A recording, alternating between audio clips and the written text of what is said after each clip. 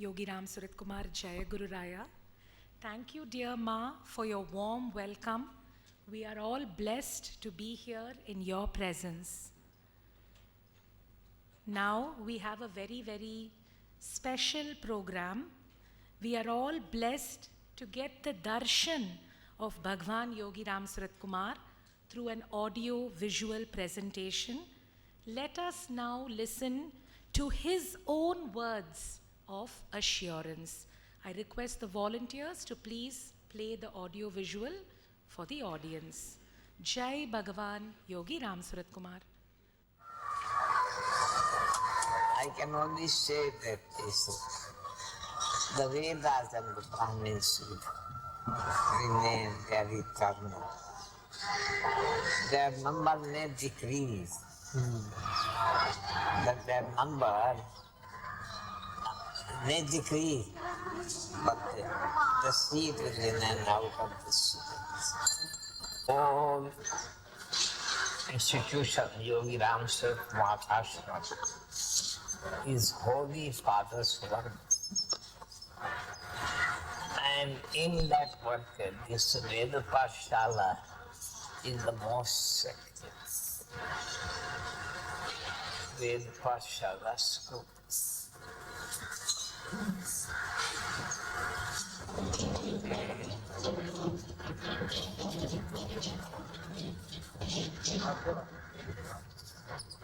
People will remember this institution for centuries and centuries. Building itself and the institution itself. And so many times this beggar has told, anybody who enters the gate of this ashram is blessed by Father. Anybody who comes and goes around this Veda Patasala building once is blessed.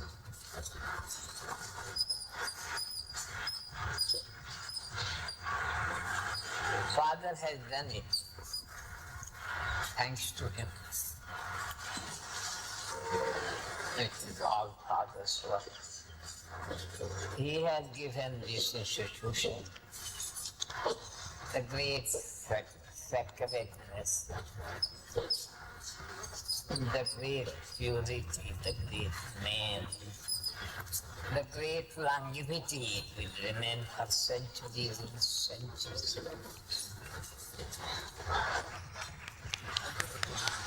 How Father knows, He will provide whatever necessary. Whatever necessary for the situation, my Father will provide.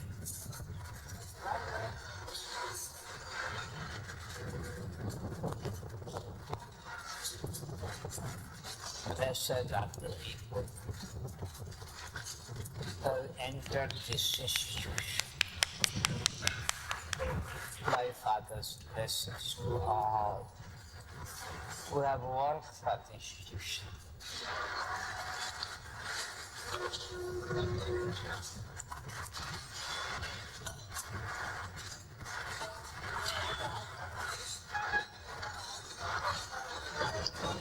It is not my word, it is my Father's word.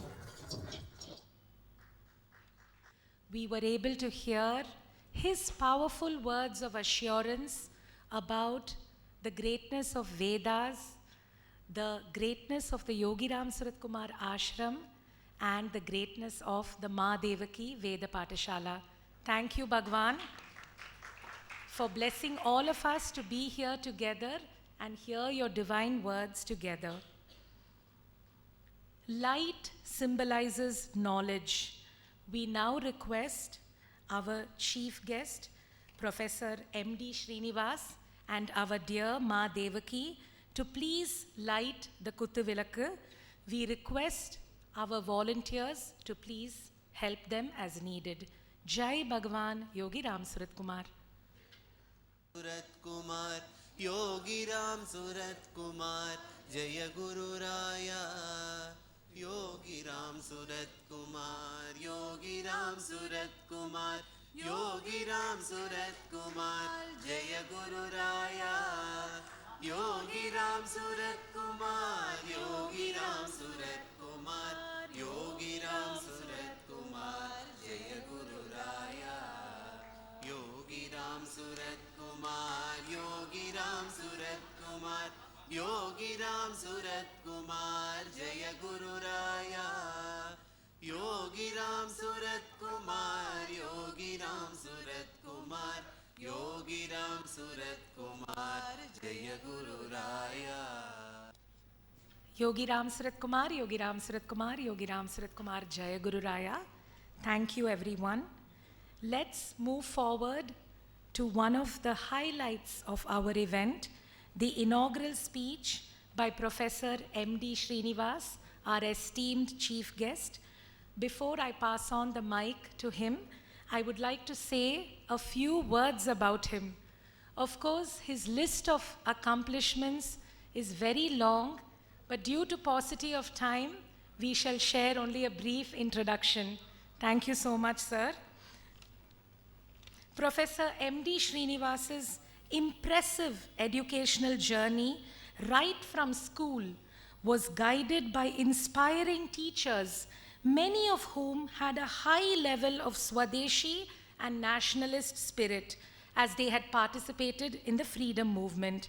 From a young age, he studied Sanskrit and developed a keen interest in understanding Indian traditions on mathematics, astronomy, and science. In university, he was drawn to theoretical physics and the study of quantum mechanics. He traveled to the United States in the early 70s to pursue his PhD, where his serious interest in quantum optics and the foundations of quantum mechanics were guided by eminent scholars. In the Rochester Library, he chanced upon a book on Indian logic, linguistics, and their development through the Vedic period, which showcased how Indians had achieved a very high level of sophistication in the study of languages.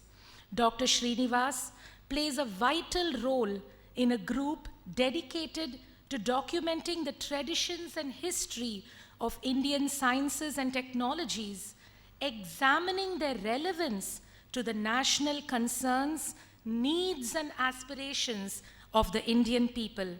At the Center of Policy Studies, he actively engages with subjects encompassing Indian science and technology, as well as the polity, society, and economy spanning both 18th century and contemporary India. Professor M.D. Srinivas is a fellow of the Indian National Science Academy, currently under the aegis of the Apex Textbook Committee. His work benefits a wide spectrum of people, from students to scholars. Thank you, sir. He has done pioneering work through books and scholarly papers in bringing to light gems from maths and astronomy from ancient India. Thank you so much, sir, for all your wonderful work and your immense contributions to society. We now request him to share his inaugural address.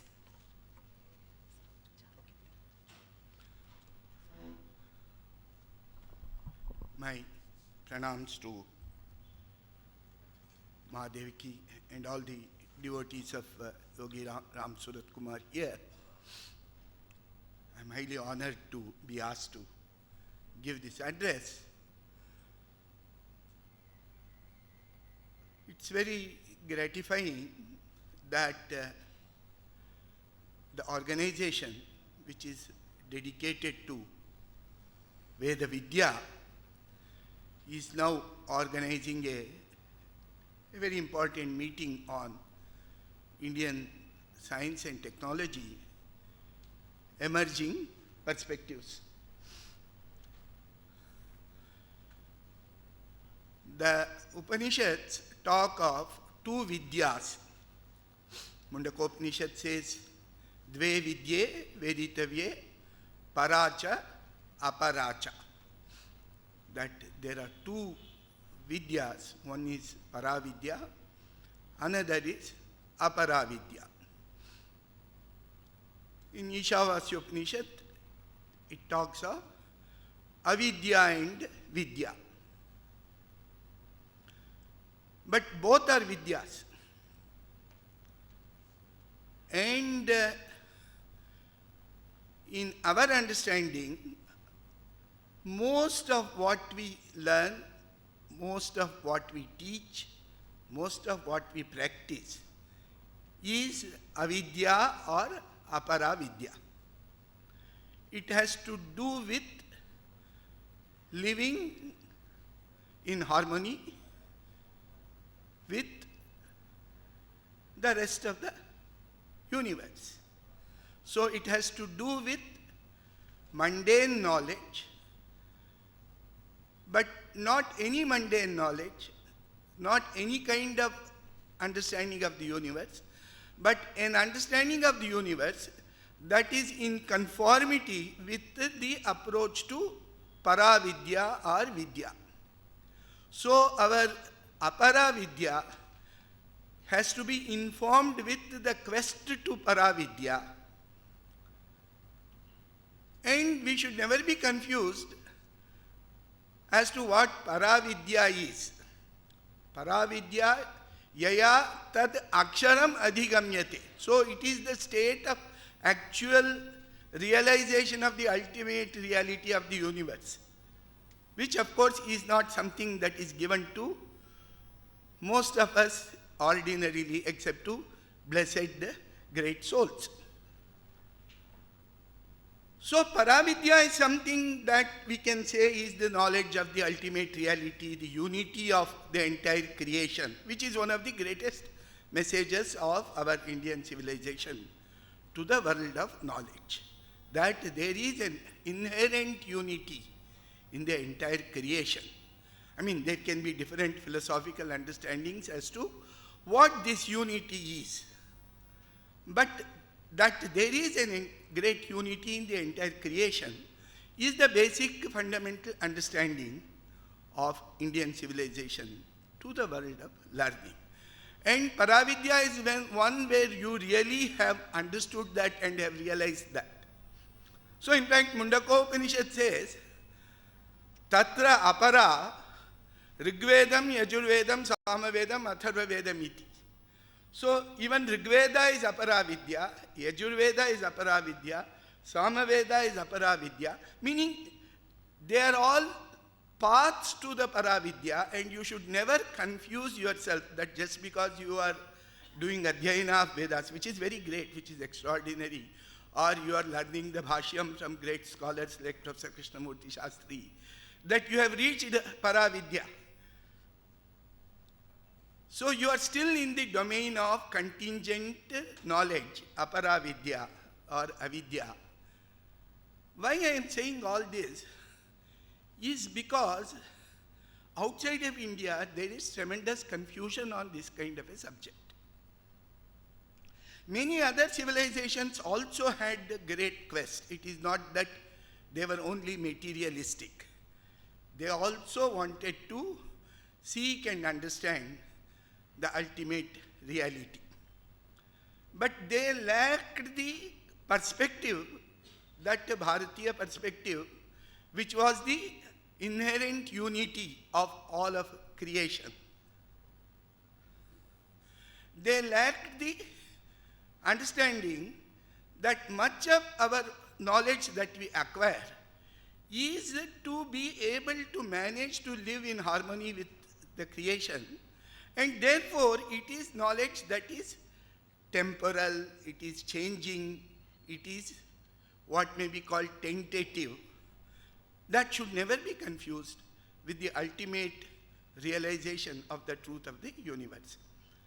So, outside India, most civilizations have repeatedly behaved as if they have realized the ultimate truth. And second, they have also been ordained to impose that truth, to force that truth by removing the understanding, the knowledge that the other civilizations have had. And this as much holds for their quest, non-material quest like religion or their spirituality. It's not that India is the only home of spirituality. That they think that they have realized the truth and all others truths have no place in the world. Or that in the material realm also, they think that we have acquired the greatest knowledge. Once we see some small thing, once we understand some small principle, we think that we know everything.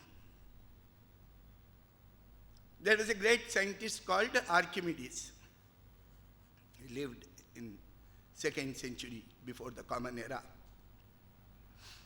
And he discovered a very interesting principle of lever, that you want to lift an object, you take a long enough rod and then you apply a small force, but the actual sort of angular momentum will be large because of the length of the rod, and a fairly high amount of weight can be lifted that way. So it's a very interesting principle, very useful principle. He could move ships by using this. It's claimed. Whether it actually happened or not, we don't know. People who have written biographies of Archimedes say he moved ships. But what he is credited with is a different kind of a statement. That you give me enough space outside of this earth, then I will be able to move the entire earth by using this principle. So to think from having understood a small principle of working in our immediate surrounding nature, to think that you have understood everything and that you can move the earth. I mean, in India, the only person who tried to move the earth was a asura called Hiranyaksha. So the thought immediately goes to that level. We all have heard of Oppenheimer. There was a film which celebrated his life recently. And he was a great devotee of Indian scriptures also. That he had studied Bhagavad Gita and things like that. This we all know. But now, the kind of understanding that civilization imposes on you is reflected in this one great story which all of us have heard. That Oppenheimer was the leader of the project known as the Manhattan Project, which produced the first atom bomb in 1945. And then when the report of the first dropping of the bomb and the kind of clouds that came up after the bomb was dropped, Oppenheimer is supposed to have recited a couple of verses from Bhagavad Gita, one being this famous verse of Krishna's Vishwarupa Darshana, looking at which Gita explains, Divi Surya Sahasrasya Bhavet Yugapad Utthita, that this Vishwarupa Darshana of Bhagavan Shri Krishna was as if thousands of suns had arisen together. Now you have dropped a bomb, which may be a very destructive weapon, but it is essentially a cracker. It's essentially something that explodes and a bigger explosion. And to think that you are creating the brightness of 1,000 suns. Can we imagine what even the brightness of one sun can be? So the understanding that small truths that we understand in the realm of the ordinary knowledge of nature or of humans, that these can replace or these can give us the power over the entire universe, that we can create 1,000 suns or we can move the entire earth. So these are thoughts which can never arise in a civilization like India. The thoughts that we created are very relevant. These Indian knowledge systems about which, or Indian sciences and technologies about which we are going to talk in the next 2-3 days. They are very wide, they are very broad, they are very, very deep. The older texts talk of 18 Vidyas. So something like Vishnu Purana talks of 18 Vidyas, which includes the 4 Vedas, the 6 Vedangas. 6 Vedangas are Shiksha, which is the science of phonetics, Vyakarana, which is science of grammar, Nirukta, which is science of deriving meaning, etymology, Chandas, which is the science of prosody or meters, Kalpa, which is the science of constructing yajna vedis, altars, and performing various sacrifices, and Jyotisha, which is the understanding of time and the direction on the earth by observing the motion of celestial bodies. So these were the Vedangas. They were essential part of carrying out the discipline of daily life that the Vedas demanded, and to understand the meaning of the Vedas, these Vedangas are necessary. So 10 Vidyas are done. Then along with it, Purana, Nyaya, Mimamsa, Dharma Shastra. So Purana includes both the Itihasas, Ramayana, Mahabharata, and hundreds of Puranas, not just the older Puranas like Vishnu Purana, Brahmanda Purana. Hundreds of Puranas have been their compilation of knowledge, written at various times. Then Nyaya, that includes various darshanas, Nyaya, Vaisheshika, Sankhya, Yoga, etc. Mimamsa includes both Uttara Mimamsa and Purva Mimamsa, Vedanta Shastra, and Dharma Shastra. So we have had 14. Then 4 more Vedas were called Upavedas. They are Ayurveda, Artha Shastra, Gandharva Veda, the science of music, and Dhanurveda, the science and art of warfare. So these 18 Vidyas are listed in Vishnu Purana, our ancient, one of the most ancient Puranas. There are 32 Vidyas listed in a later work called Shukraniti Sara. And that, of course, goes into various sub-disciplines. I mean, these 18, very many sub-disciplines of them are given the status of Vidya. But this Shukraniti Sara also includes 2 Vidyas. One is called Nastika Vidya and another is called Yavanam Matam. Nastika Vidya is basically that the understanding of what is the appropriate dharma is not to be based upon the Shruti or the Vedas. That is the Nastika Vidya. It has its own understanding of what is dharma and adharma. But Yavana Matam, what Shukraniti Sara states, is very interesting. Ishvara Karanam Yatra Adrishyosti Jagatas Sada. So that is the understanding of Yavana Mata, which in today's language is called Abrahamic religions. That Ishvara is the creator, but he stays disconnected with the universe all the time, or he is not seeable in the universe all the time. So this is the entire opposite of Isha Vasyamidam Sarvam Etkincha Jagatyam Jagat. That this entire universe is pervaded by Ishvara, is the Vedanta Mata or the Bharatiya Mata. And Ishvara Karanam Yatra Adrishyosti Jagatat Sada, that he is not to be seen in the universe. So, we created all these knowledges, but they are imbibed with this understanding that Isha Vasyamidam Sarvam Etkincha Jagatyam Jagat and Tena Tyaktena Bhunjita. So whatever we therefore enjoy has to be done with purely first doing Tyaga of all that, which means that we share whatever we enjoy with all aspects of creation before consuming them, which is what is described in all our Vedas, etc. That the idea of yajna is that you create a plenty and then share it with everybody, not just humans, with the bhutas, with the devas, with the pitris, with the all aspects of creation. and then you also consume that. Aghasya kevalam bhumte yah pachantyatma karanat is what Bhagavad Gita says when it describes Karma Yoga. And in Karma Yoga, one of the most important things is this, performing the yajnas. And one who cooks for himself or herself alone is consuming sin only.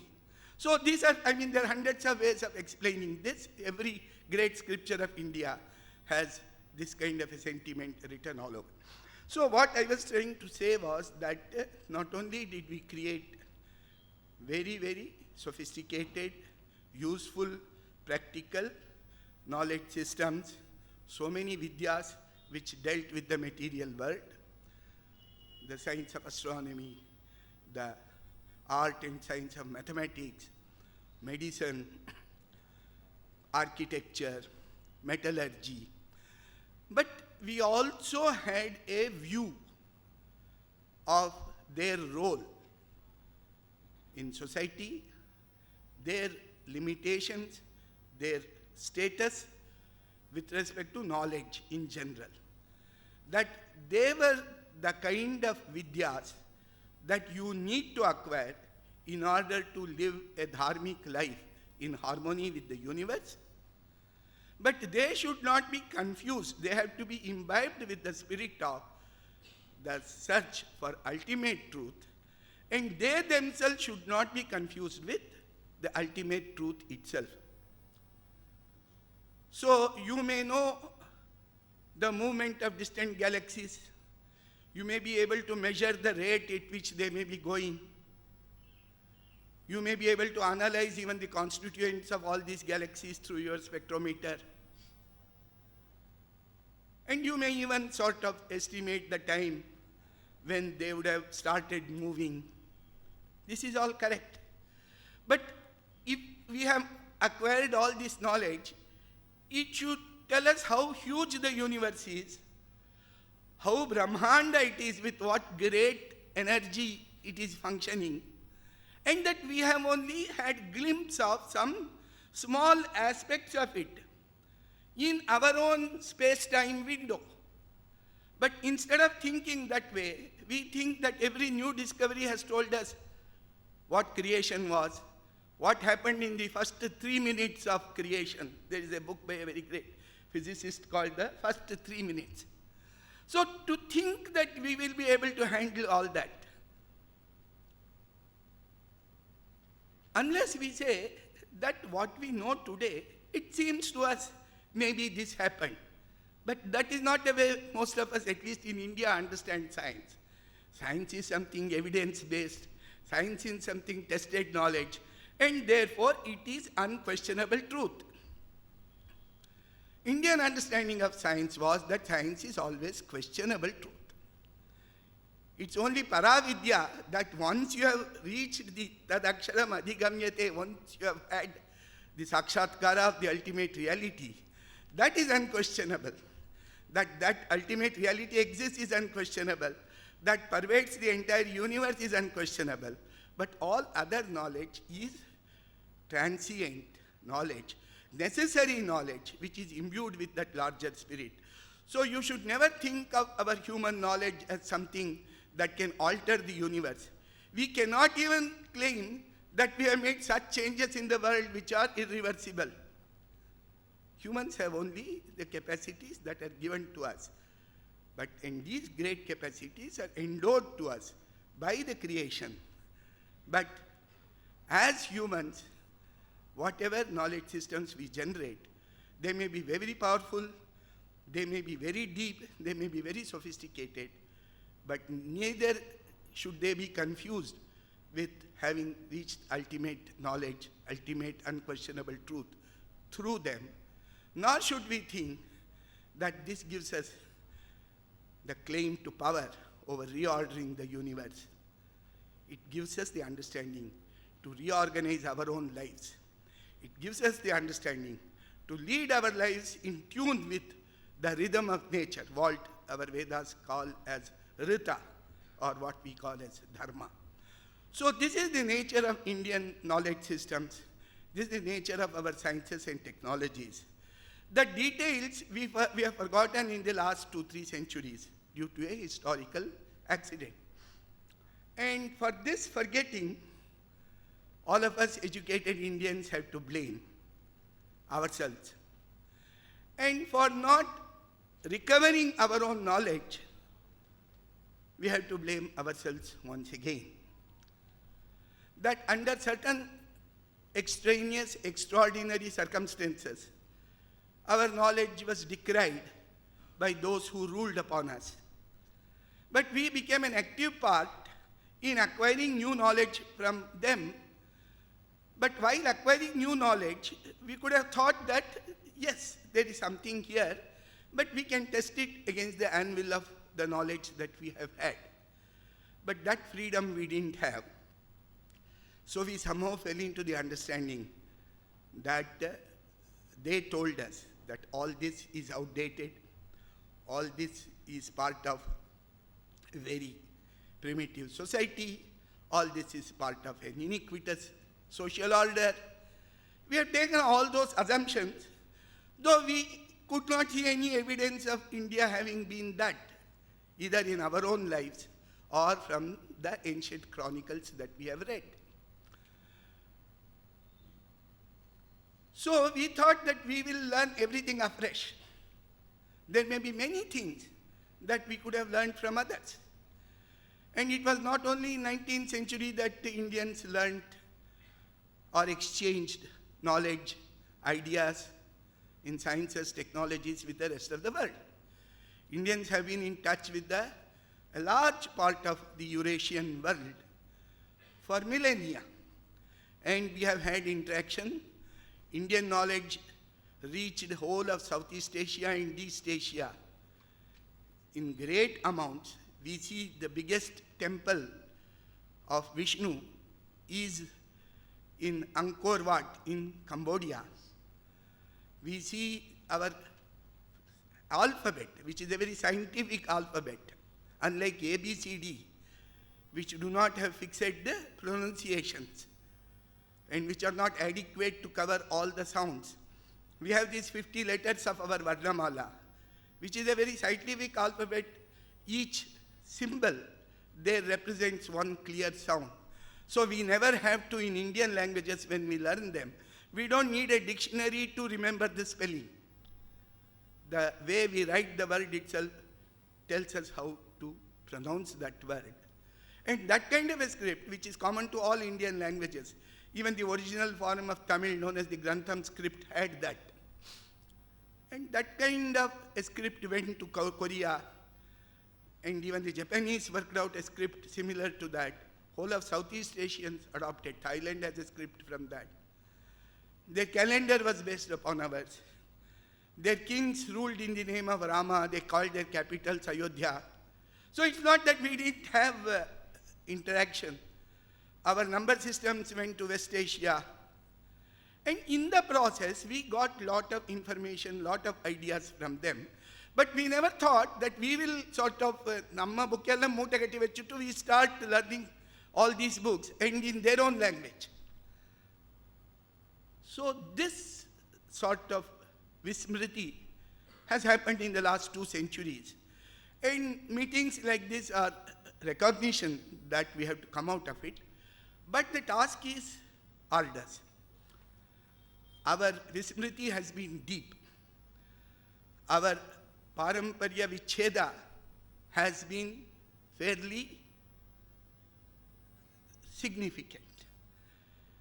And we have to come out of the moha that the knowledge of others is the true knowledge and what we had is something of an outdated nature. We have to realize that for whatever goals, for whatever perspective that our fundamental civilizational spirit gave us, which I described in terms of either Ishavasyamidam Sarvam or any of our great quotations, we had the knowledge which was the best representative of that. For those seekers who sought knowledge with the spirit that the universe had a fundamental unity, all creation, that humans were only a part of it. The knowledge that we created was imbibed with that spirit. imbibed with that understanding that we have to, all this great intellect that has been granted to us, is to learn to live in harmony with the rest of creation. So all our knowledge was imbibed with that. None of the knowledge outside India, except, as I said, those civilizations which were deeply influenced by us, is imbibed with that kind of a spirit.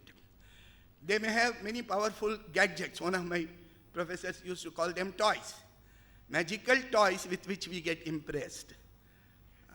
But they do not have the robustness. They do not have the wisdom that is inherent in most of Indian knowledge. But we have to recover all that. And unless we recover, we keep making mistakes. I will close by giving you one small example, which I will then expand upon in my talk on astronomy. Two more. You see, 4 days ago, there was an important astronomical phenomenon. It was called winter solstice. It happened on December 22nd morning. As you know, the point at which sun rises in the east is not a constant point. If you set up some mark with a stone before your house and observe, if the horizon is clearly visible to you, you will see that the rising point of the sun keeps oscillating. And once in a year, it comes back to so it goes northwards, southwards. So these were well known. These are described in the Vedas also. It used to be called the Uttarayana and the Dakshinayana of the sun. And this star with which the change of direction of sun's motion happens is more or less the same during our lives. But there is a small change in the point at which the sun rises in the east, the star that rises along with the sun. And that's a phenomenon. We will discuss it maybe in the talk on astronomy. So because of that, the Uttarayana used to happen in the middle of the asterism called Dhanishta or Shravishta. That was about 1800 years before the Common Era.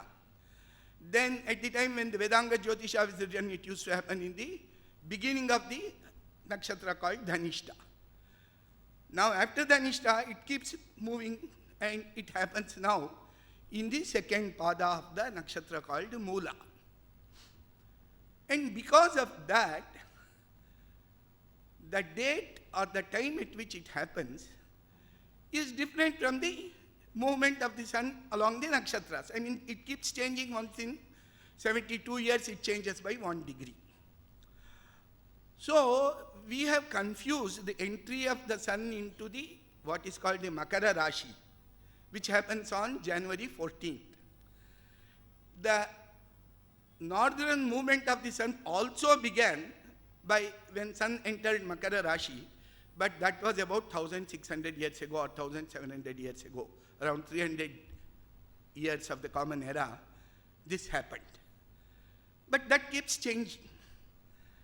And the Christian or the Gregorian calendar is fixed in such a way that this winter solstice or the Uttarayana occurs around December 21st or 22nd.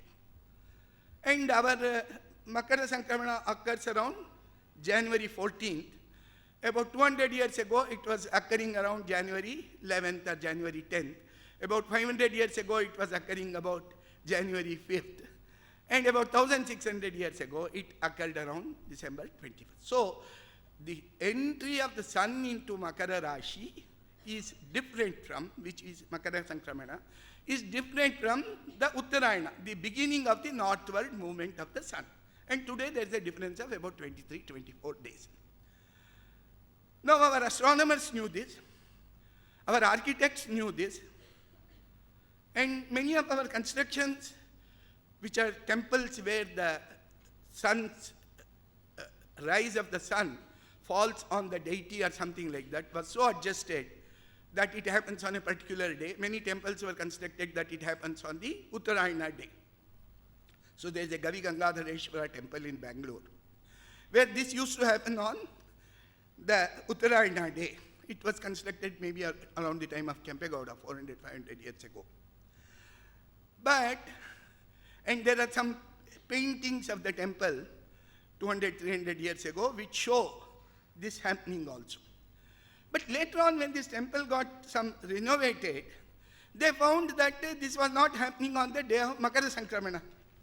And so they changed the whole thing, such that today, if you read newspaper, they will say, this Gavigangadhareshwara temple, the sun's rays fall on the deity on the January 14th. The original construction was not that. So I am saying our visibility is so great that we don't look into our texts, we don't look into our authorities, we don't discuss amongst ourselves. We go by the current opinions stated here and there. So the Sringeri temple of Vidyashankara also has two pillars, which have the sun's rays coming and touching them on the summer solstice and winter solstice days, which is different from the days on which the sun enters various rashis. There are 12 pillars there. But that was constructed at the time of Vijayanagar Empire, 1340. So what I am saying is, if you look up any Panchanga today, you will not see the word Uttarayana on December 21st or 22nd. Whereas all our Dharma Shastra, all our Shrauta Sutras, Grihya Sutras prescribe various things to be performed on the time of Uttarayana. You know the famous Mahabharata story that Bhishma waited till the Uttarayana to set in to end his life. So, that we knew, and we knew it till 200 years ago that this keeps happening. This was called Ayana Chalana in our astronomy text. But we have forgotten. Not only we have forgotten, we have confused our society on this. Because the common people can recognize Amavasya or Purnima, but what will they know about Uttarayana or Dakshinayana? So whatever we write in newspapers or speak in colleges is what is taken by our public. So the seriousness of taking Indian knowledge, the seriousness with which our books have to be read, the seriousness with which they have to be analyzed, and even if we want to analyze them from the perspective of modern science, we should realize modern science is a Shishu of 200, 300 years. And so it may be saying something, but we have to give it the respect that is due for a young emergent science with its own ideas. And whatever is important and valid in it, we could take. That's not the problem. But to take that as the gospel truth and look at our books is the first error that we should give up. But the first practice that we should start is we should look at our own books, our own chronicles, our own epigraphs. There are lakhs of inscriptions in South India, and we have not edited even 1/3 or 1/4 of them, and we have not translated beyond 10% of them. They give the detailed analysis of how our society functions. There are millions of manuscripts. We have published a small part of them. And those that were published by Indologists 200 years ago, we still take those editions. We don't want to look at a new manuscript. We don't want to see whether what they edited, did they know enough to edit an ancient Indian manuscript. So all this is a great journey, and we are just beginning to embark our journey because we have come out of this moha. We are talking about our ancient Indian sciences. They are not ancient.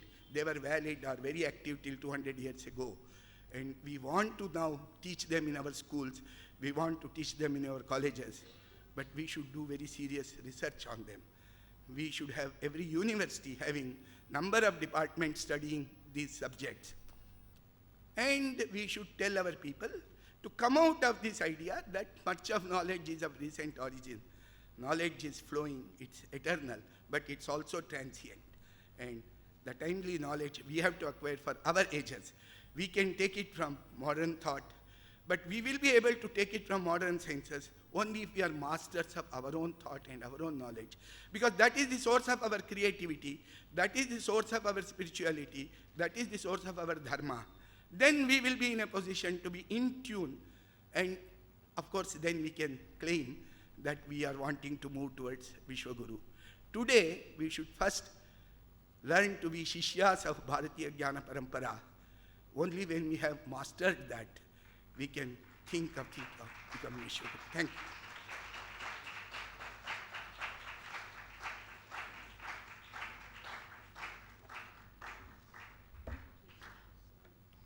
Yogi Ramsuratkumar, Yogi Ramsuratkumar, Yogi Ramsuratkumar, Jai Guru Raya. Thank you so much, sir, for your very, very inspiring and enlightening words. It really made us think of inculcating more humility and harmony in our everyday lives. Thank you so, so much, sir. we now request our dear Ma Devaki, life trustee of the Ma Devaki Veda Patasala of the Yogi Ramsuratkumar Ashram, to please honor Dr. Srinivas and present him with a memento. We request our volunteers to please lend a hand on stage. Jai Bhagwan Yogi Ramsuratkumar. Yogi Ramsuratkumar, Jaya Guru Raya. Yogi Ramsuratkumar, Yogi Ramsuratkumar, Yogi Ramsuratkumar, Jaya Guru Raya. Yogi Ramsuratkumar, Yogi Ramsuratkumar, Yogi Ram